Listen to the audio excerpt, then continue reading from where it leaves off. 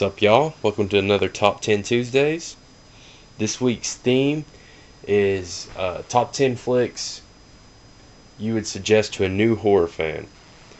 So I did this a little bit different. It's not necessarily a traditional top 10 where it's really ranking.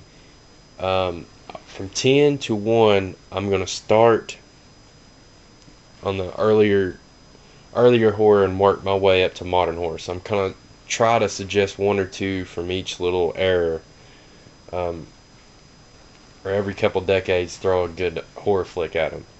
So and also while doing that, I'm trying to throw at least a good mix of the subgenres for them too. Like, I'm not trying to just throw all slashers and shit like that. So overanalyze this, but it's fun to do. Like, this is hypothetical fun stuff, guys. But number 10, we'll start early. Go silent film. I would probably go with Nosferatu, but if not, I would suggest this flick number 10, The Phantom Carriage. I think non-horror fans would appreciate this flick, and a lot of film buffs and whatnot, I think, would highly appreciate this flick, though. A beautiful Blu-ray transfer, of course. Criterion. Phantom Carriage, one of the best ghost flicks of all time, in my opinion. Alright, so moving along, I would probably throw in some Universal Monsters, that kind of thing. But there's really only so many flicks I can throw in this list, so I'll try to keep it moving along. So, still black and white, early 60s, moved drastically along. You gotta give them the quintessential Psycho. I mean, the film that just really, turned the horror world upside down, if you will. Like, just did new things, man. Took it to new levels, in my opinion. Yeah, Alfred Hitchcock's masterpiece Psycho, coming in at number 9. So move along a couple years later, still in the 60s, I believe, late 60s. Gotta give him the classic George A. Romero's Night of the Living Dead. As I said, giving him some zombie flicks. We got some Ghost. We got a little crazy slasher kind of thing. Then we got some zombies here for him. Coming at number 8, you can't go wrong with Night of the Living Dead. So get into the 70s, and I don't know how you can get to the 70s without mentioning this flick. And I don't know how you don't suggest this to any horror fan. Of course, the Texas Chainsaw Massacre. What else can people say about this? One of the best pure horror flicks of all time. So moving right along, we'll be at number 6 now.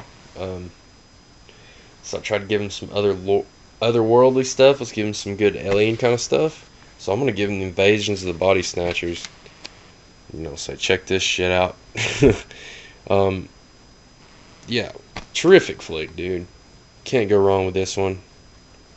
Got your alien pods, and it really pushes the PG rating. It's fantastic flick. Around the same time, just a couple years later, I believe, you go along to Stanley Kubrick's The Shining. You gotta suggest it. I know Stephen King wasn't the hugest fan of this flick, but to me, it's still a horror masterpiece. Yeah, The Shining. Everybody knows about it. Another ghost flick, but just so different from starting all the way to Phantom Carriage. And I think that's going to be cool to suggest to fans, and just to see how films have come full circle. Just see kind of the evolution of film is kind of what I was trying to do here.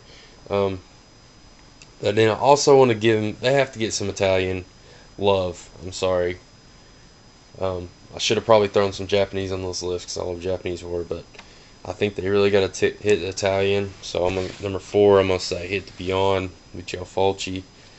Definitely tell them to go check out Argento and, of course, Mario and Lamberto Bava. But, yeah, I think Beyond is a great place to start if you're wanting to just check out the Italian horror. Maybe atmospheric and fucking really just a perfect flick. Can't go wrong. The Beyond. I'm gonna have to upgrade that shit. Number 3. So we're getting into 80s. Still in the 80s, so you got to give them. I mean, when I think 80s, I usually think 80s slasher. So I had to pop them in with like one of the top 80s slashers, and that's The Burning. Just get a good overall feel of, you know, that's a good sneak peek of what 80s slashers really are. And of course, what better place to start than one of the best, The Burning. So hell yeah. We going along number 2. We go to the 90s. Trying to give a little love to the 90s. I mean, of course, go Scream and stuff like that.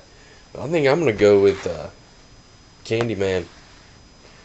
I think it is a terrific, just kind of old, kind of like a play on like a folk tale or a urban legend kind of thing. I've really enjoyed that. I think that's always a cool concept in a flick when it's kind of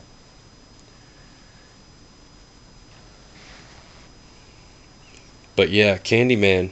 Tony Todd's great performance. Also, probably throw in Pumpkinhead, the original, not of course the Ashes, fuck that shit. But um, yeah, the original Pumpkinhead also almost made the list. And then going to more modern, you go Saw, you go so many. This was hard to do, but I want to throw some anthologies at them since I didn't throw any at them. And one of the best, Trick or Treat. Trick or Treat, whatever. Yeah, one of the best anthologies, and then of course they get some holiday horror feel with a great Halloween flick as well. So, you know, I'm trying to my top 10. I tried to cover all bases, guys. So that's what's up.